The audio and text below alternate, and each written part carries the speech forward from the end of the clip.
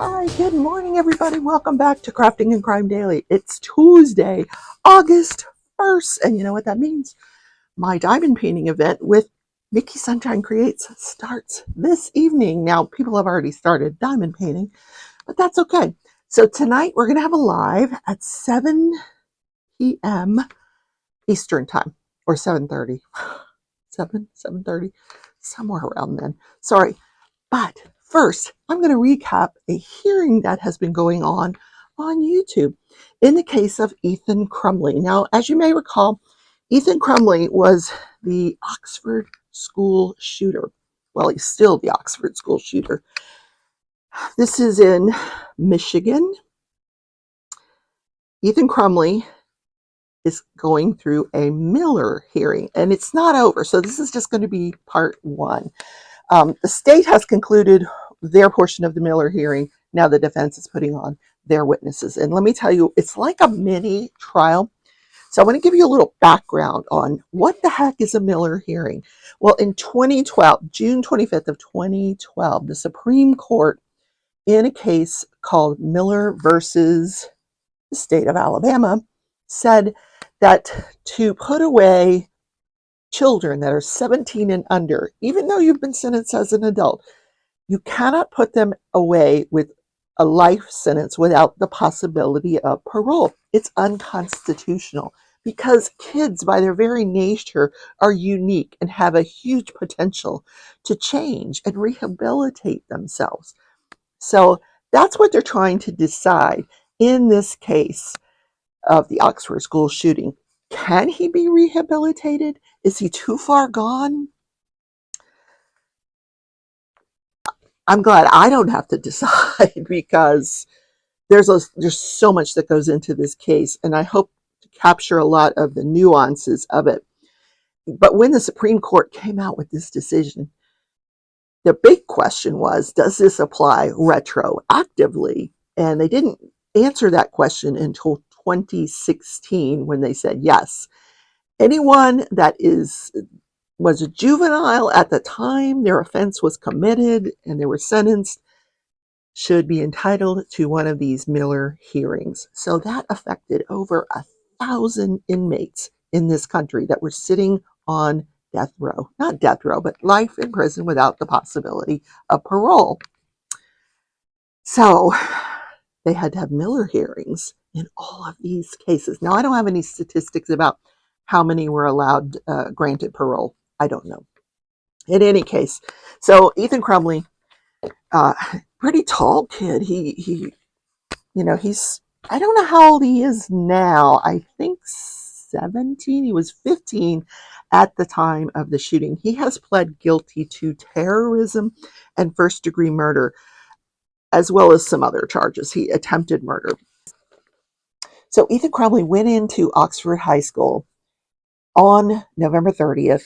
He murdered 4 people with a 9mm handgun, which is a combat weapon.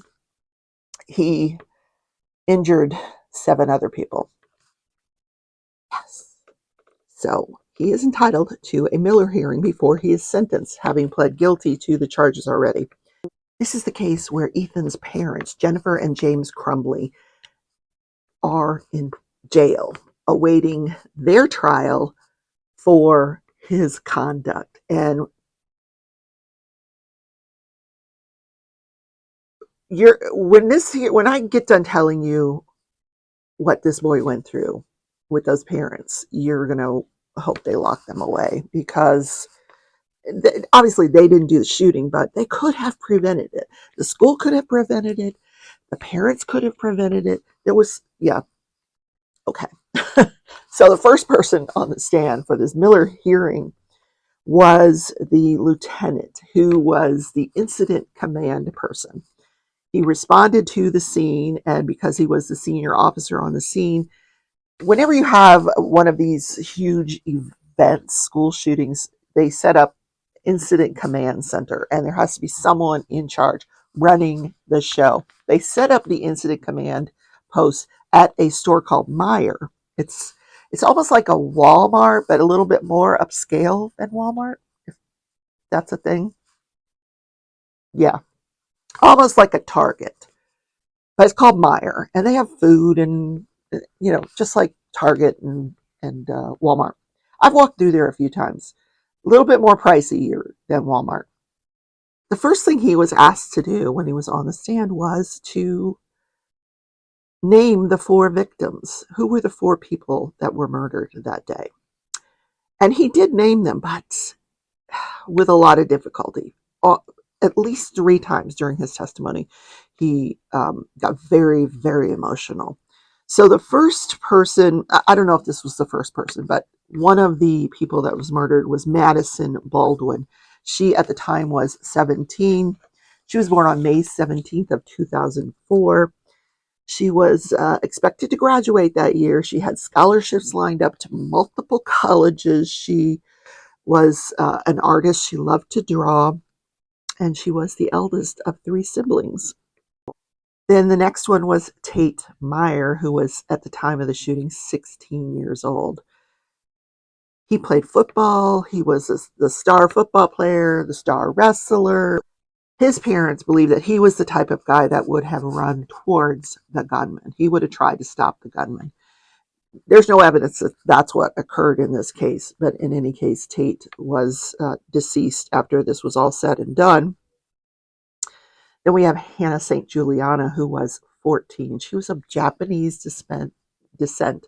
Her older sister, Raina, tries to carry on her memory. They were very, very close as sisters. They both played lacrosse and volleyball.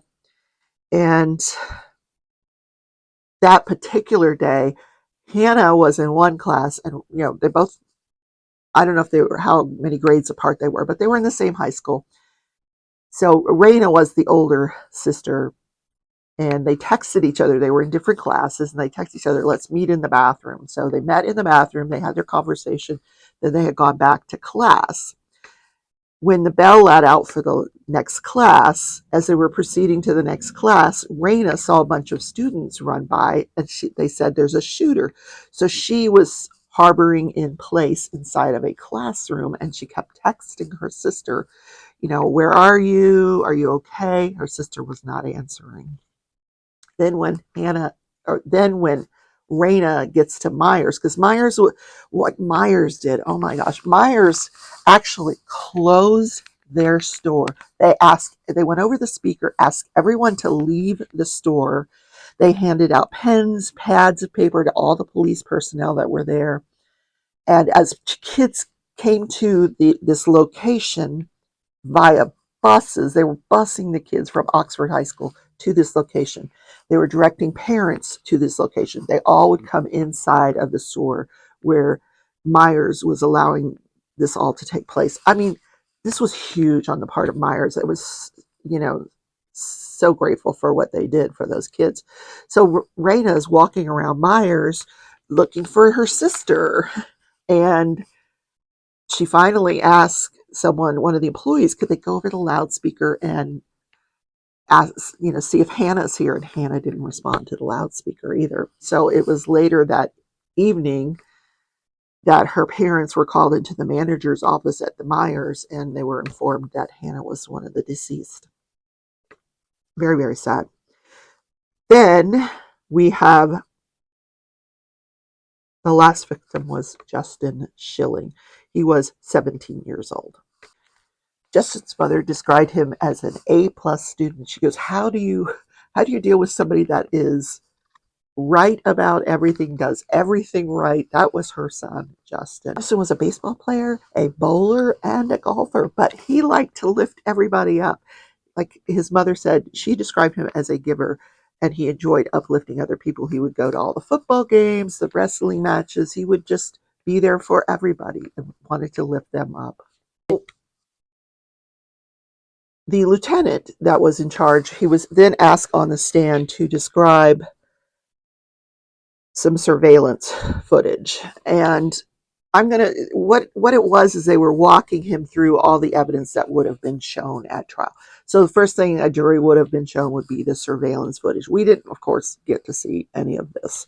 So they showed a map, a layout of the school. They showed the surveillance footage. Ethan Crumbley that day, November 30th, had a backpack with 48 rounds and this 9mm weapon inside of that backpack. That day, he came from the men's bathroom and then exited that men's. When he went into the men's bathroom, he was wearing something different. He goes into the men's bathroom, puts on a dark hoodie. He's got a mask on because everybody wore a mask. It was in the middle of COVID. So he comes out of that bathroom and then begins the shooting. And he was aiming for the upper body, either the head or the upper body. 3 out of the 4 people murdered were shot in the head, and the people that were injured were shot, upper torso and up. Then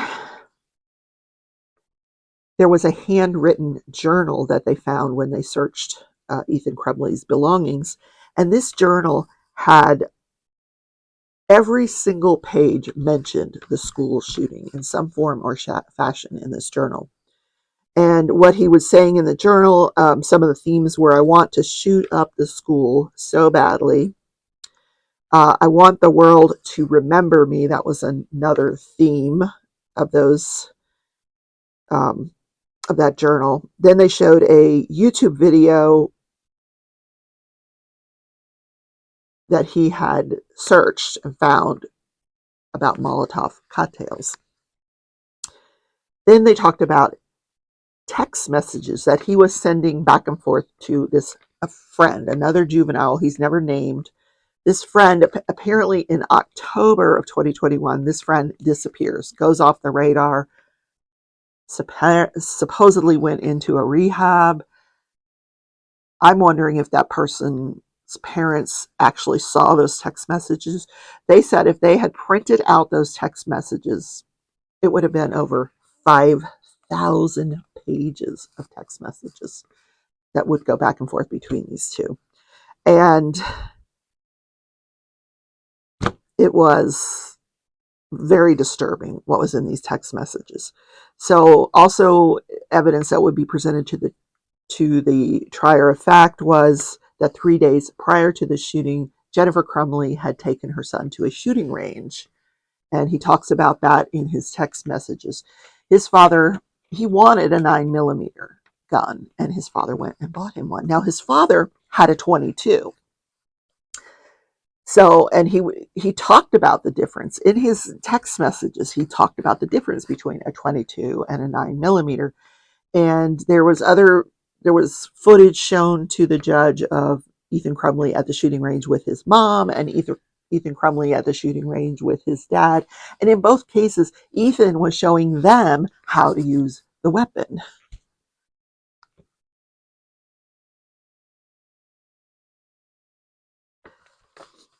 None of this is in any kind of chronological order, this evidence that I'm talking about, so I do apologize for that.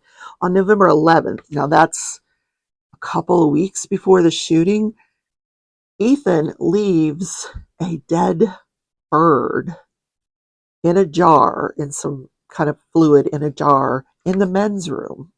The same men's room that he went in and changed his clothes and then exited out of before he started his rampage.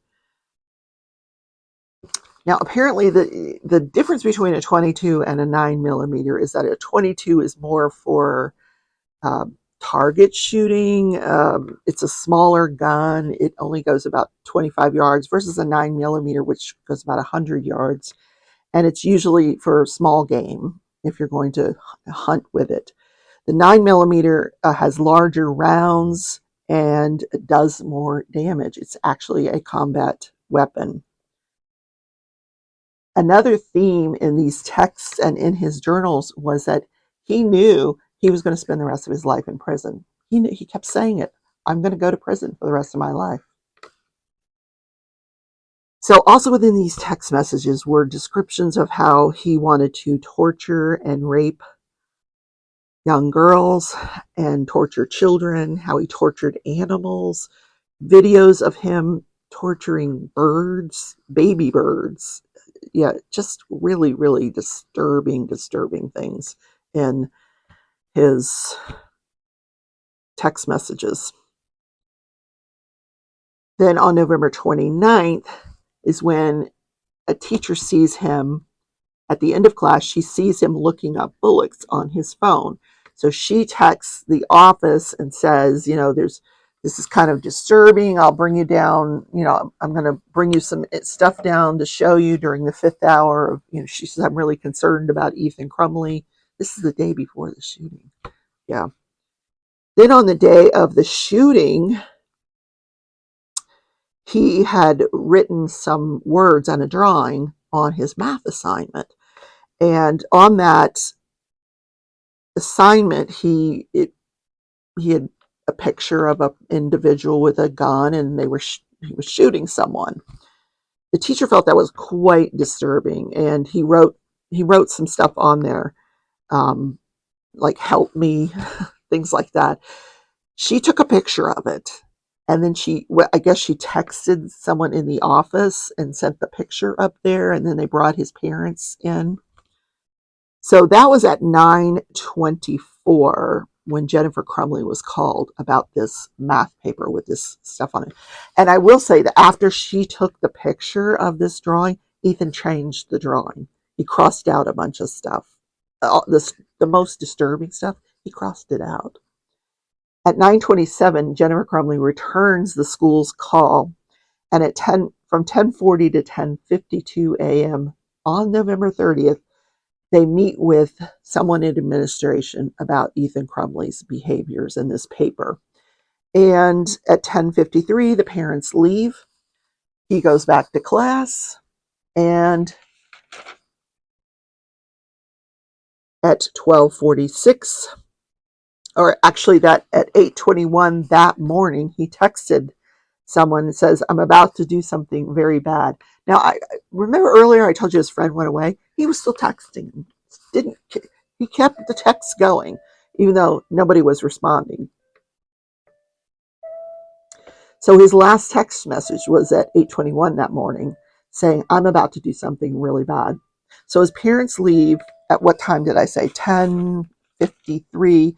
At 12:46, he exits the bathroom. 2 hours later. 2 hours later. And then they show this surveillance footage to the judge and the people that are there for the Miller hearing, which is a lot of the victims' families. And the judge makes sure that he tells, I don't want any outbursts. If this is going to really bother you, this is the time to leave. I don't know if anybody left. It's just this weird, they call it a video courtroom. So it's not like a law and crime feed or a court TV feed. It's more like a stationary feed. It's just weird. It's not like you're used to seeing it, and it's set up so that you definitely cannot see what's being shown to the judge during these presentations. One of the things this officer said was when he responded to the school, they were looking for the shooter, and he had to walk past children. He goes, that was the hardest thing for him. And this is another time that he broke down on the stand. He says, how do you push past children that are injured and dying because you have to find the shooter? But that's what they're trained to do. They have to find the shooter to prevent more death. So when they found him, he had put toilet paper in his ears to use as earplugs. Very weird. So then they talked about after he goes to jail, apparently the inmates are given tablets. Now, they're not supposed to connect to the internet for these tablets. I don't think they're supposed to. But he connects to the to the internet, and he's looking up all these sites about death. So weird. This is 16 months after the shooting. He's looking up stuff about death. So still quite obsessed with it. So that day, there were over 100 calls to 911, and over 500 first responders went out there. Police from every agency you can think of, whether they were on duty, off duty. Yeah, it was just flooded, which is a great thing that they set up that command post at Meijer, because Meijer's is a huge store, and they could accommodate all of that. So then on cross-examination, The officer had to admit that also in the journal or the text was that Ethan had wished that his parents were around more. That he admitted that his grades had gone from A's to C's and D's and F's. They said that in the journal there were references to him hallucinating. And there were also references that he wanted help from his parents, but they wouldn't listen to him. That's actually what he wrote. He wanted help from his parents, but they won't listen. Apparently, there was one point in time where he asked, he said, I'm hearing voices. Can I get some mental health counseling? I don't know if that's the way he said it, but he didn't get it. They didn't, yeah, terrible. Then they put on several other witnesses after this officer stands down. They put on a teacher. They put on the school principal or assistant principal. They put on a female student, and they put on a male student, which was sort of representative of everybody at Oxford. Oxford School had about 1,600 students at the time.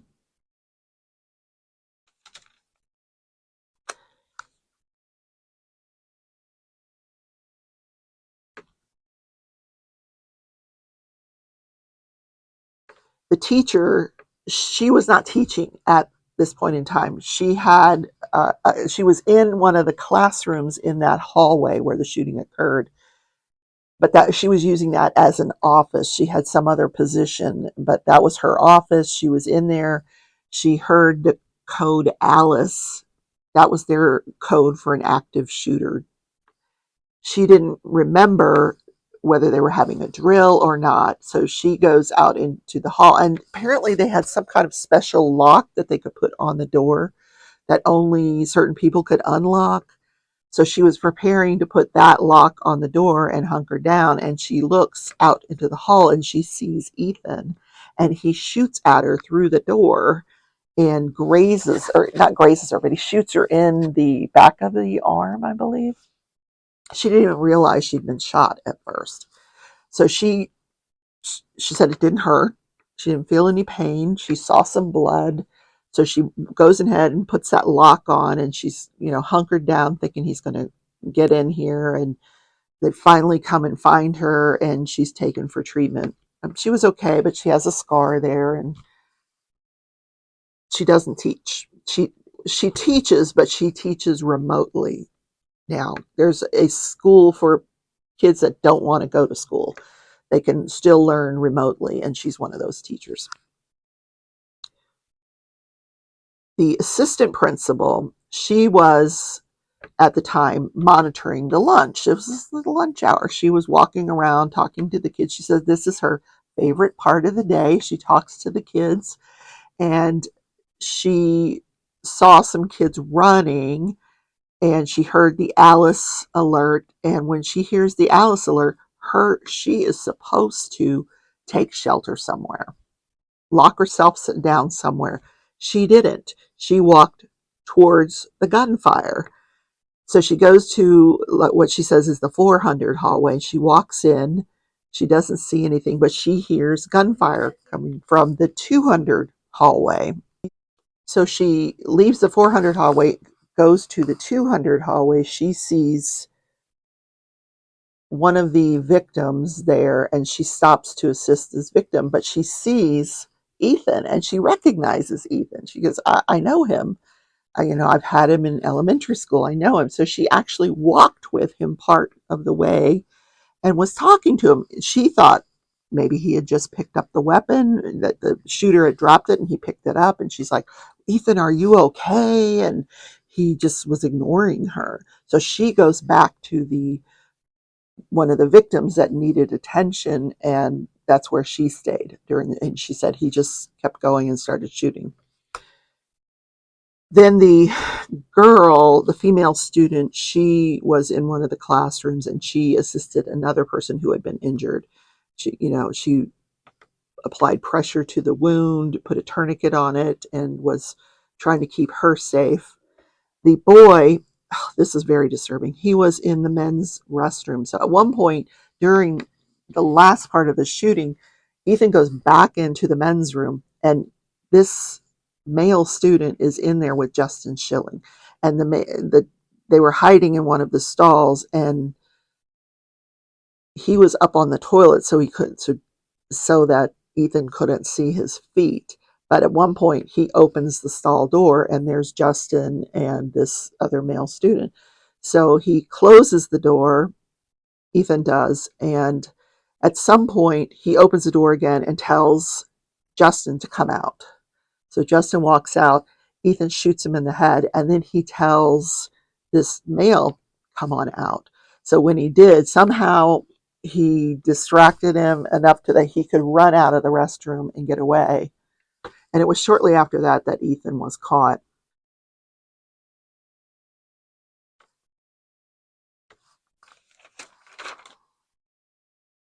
Then they put on a corrections expert, which I thought was really interesting. He talked about the potential that they have for rehab in these prisons. I had no idea these juveniles can go on and they can get their GED, or they can get their high school diploma. They can take college classes. Well, he had reviewed Ethan's records, and he said that he had been placed on suicide watch multiple times, that he was depressed and anxious and had a mood disorder. And then he talked about how the prefrontal cortex is still growing. And that's one of the things that they discussed in that Miller versus Arizona Supreme Court hearing, how when you have a juvenile, their brain is still growing. So there is that huge potential for rehabilitation. I don't know about this kid, though. I just don't know. So I'm going to continue this part 2 tomorrow. The state has rested their portion of this hearing. The defense is putting on their portion. The first person that they have on is a psychology expert in mental health and brain dysfunction. So what he has to say is very, very interesting. So I will see you tomorrow for that, if I don't see you tonight in the live. So have a great day, everybody.